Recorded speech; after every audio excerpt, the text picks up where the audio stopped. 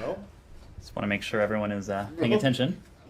I obviously want to start with the situation in Haiti, and the United States strongly condemns, as you heard from President Biden earlier today, the assassination of President Jovenel Moise and the attack on First Lady Martine Moise in Haiti.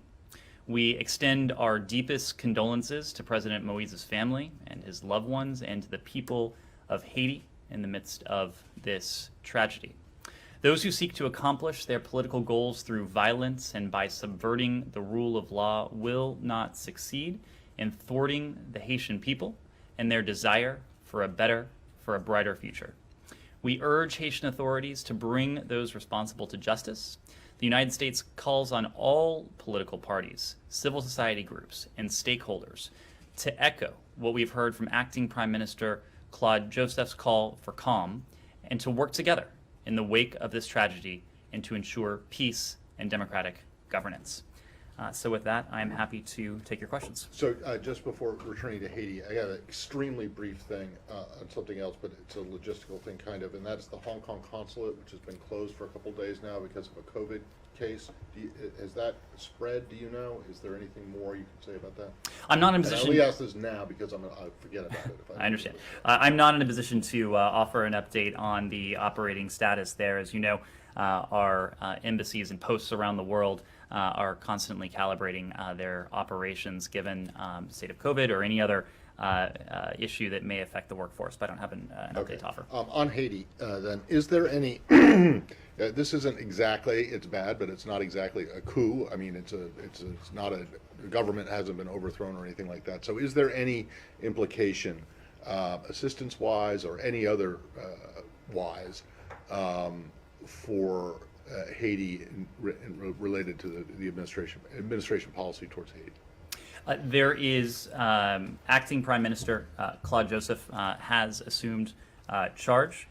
What we know and what we will continue to do is to preserve Haiti's democratic institutions. We know that by preserving Haiti's democratic institutions, that is key to restoring peace. At this time, we don't have any updates to announce in terms of our assistance, but I can assure you that our partnership with the Haitian people and with their elected government will continue. As you know, that partnership has taken many forms in recent months and, of course, recent years.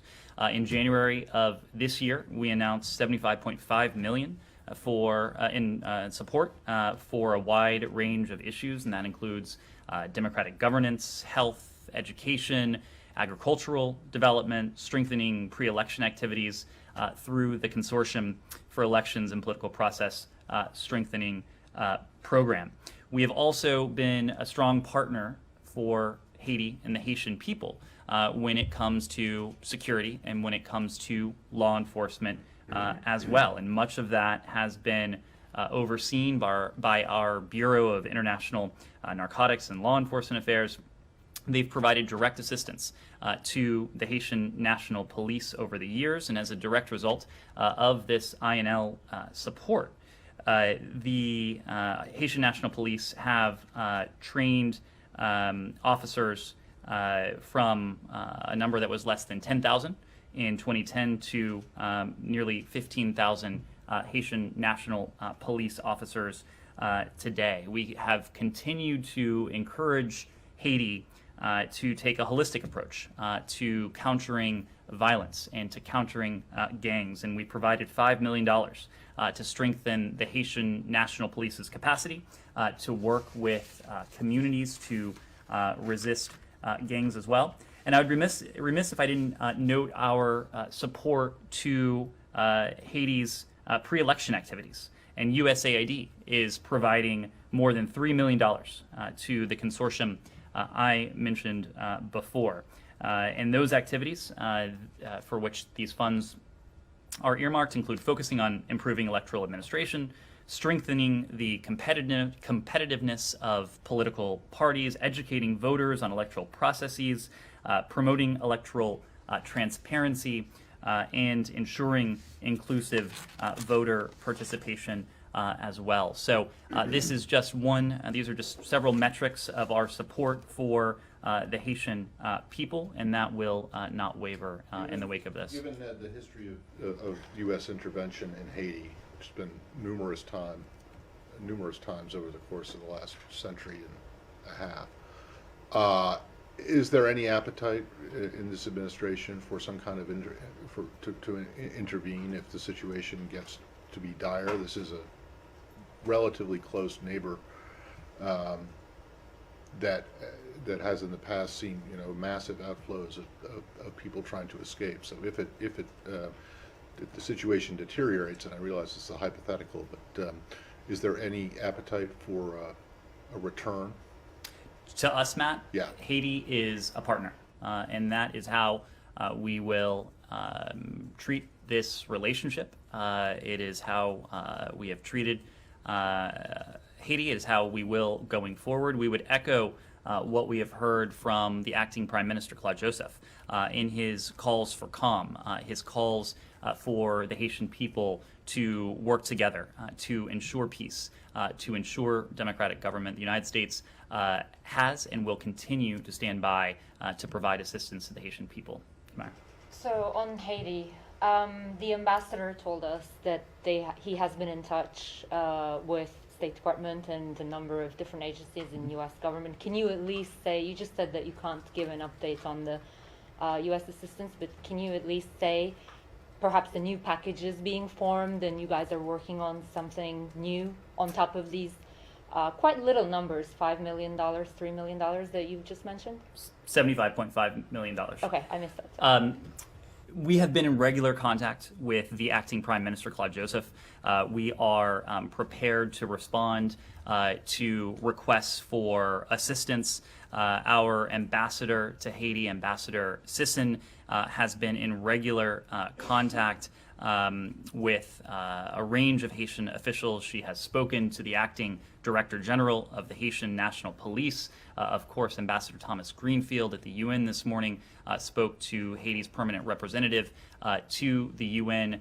We have been, as I said before, in regular contact. Secretary Blinken started his day this morning with a comprehensive update on the situation on the ground, including the latest developments as we knew them at the time, the security situation. He was briefed by Ambassador Sisson, who at this moment happens to be in Washington.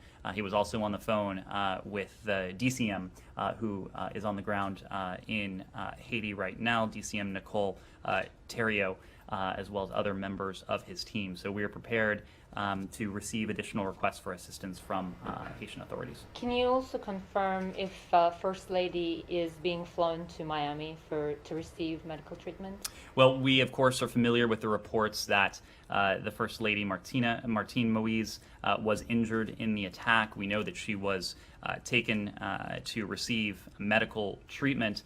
Out of respect for her privacy, we're not in a position to comment to provide further comment. But as I said, we have made very clear to Haitian authorities that the United States is standing ready to provide assistance, and we are prepared to provide any and all forms of appropriate assistance Also, to our Haitian partners. Can you speak to the DEA element of all of this? The ambassador also talked about this footage where they're identifying themselves as DEA agents, and he said that he doesn't believe in it. I mean, can you say that that's not the case, that you have an assessment that those are not DEA officials? Can you sort of, set the record straight on that? Well, as you said, the Haitian ambassador himself has dismissed these allegations.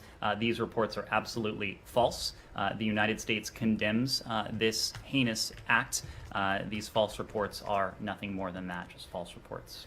John? Follow up on that. Is there any sense of what the motivation would have been for this? And do you think there's any truth to what the acting government is saying, that these were mercenaries, that these were foreigners who were in there?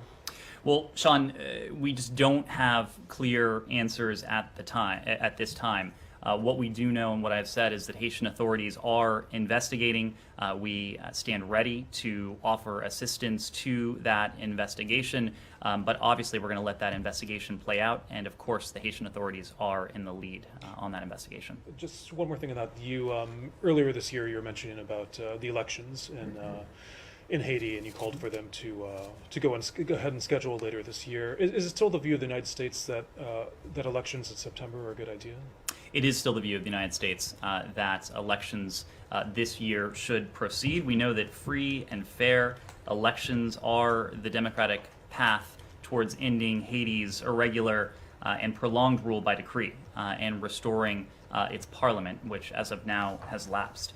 Free and fair presidential elections will facilitate a peaceful transfer of power to a newly elected president as well. We've, as you know, and as you've heard me say and others say, we have urged Haitian government and political stakeholders repeatedly, both in public and in private, to reach a political accord in order to ensure those legislative and presidential elections take place later this year.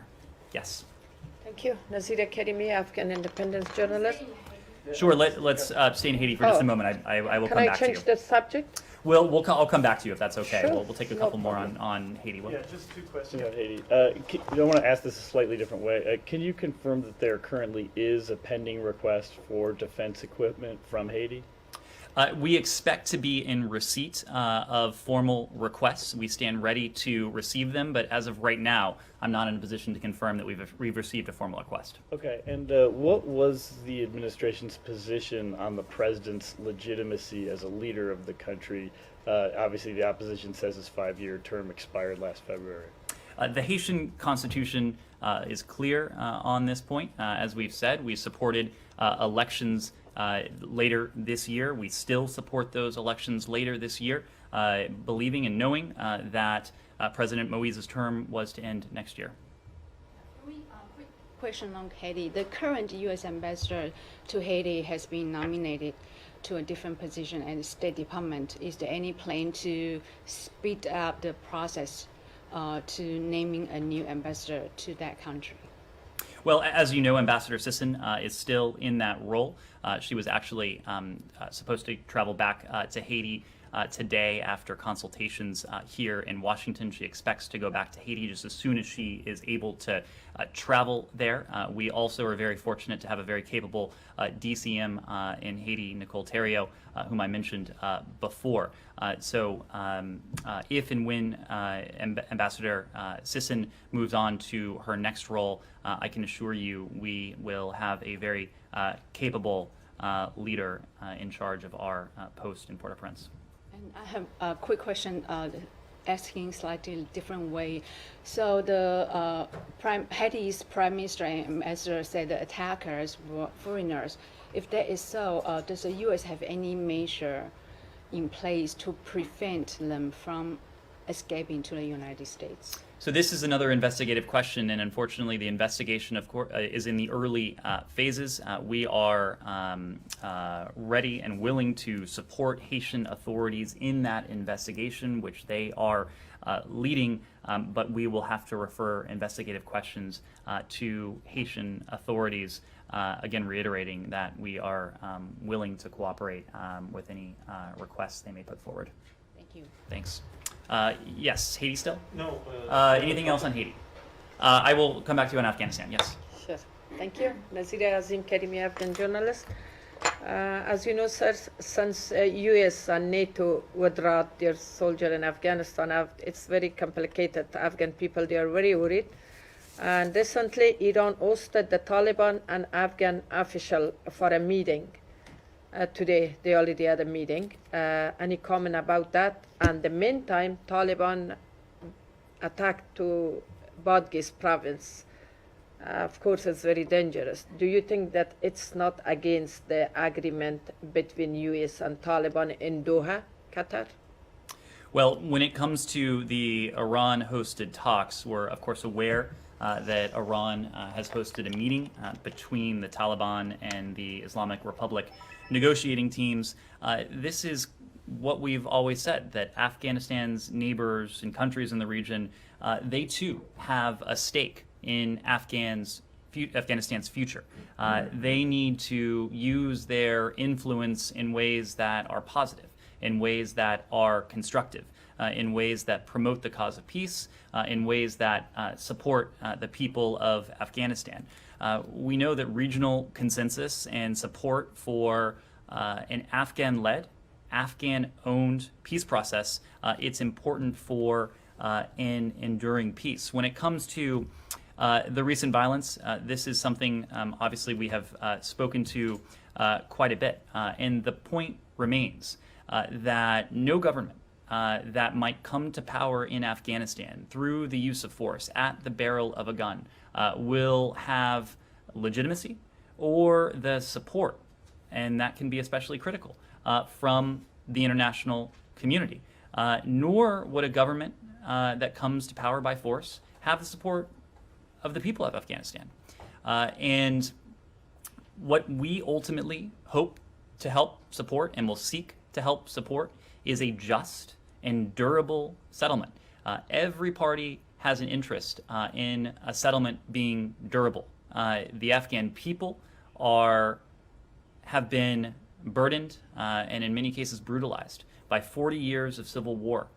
The United States is supporting the efforts ongoing in Doha right now between the parties, where the parties are in fact still meeting, still talking, to see to it that we can have a just and durable settlement and a comprehensive ceasefire to finally see an end to this violence. Yes. And Istanbul conference is still postponed. Are you still optimistic?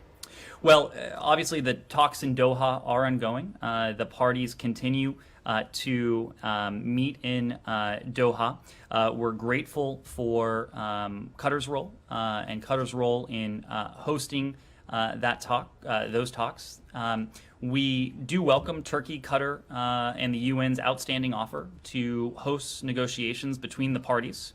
But I don't have any updates to share at that time, especially knowing that talks are ongoing.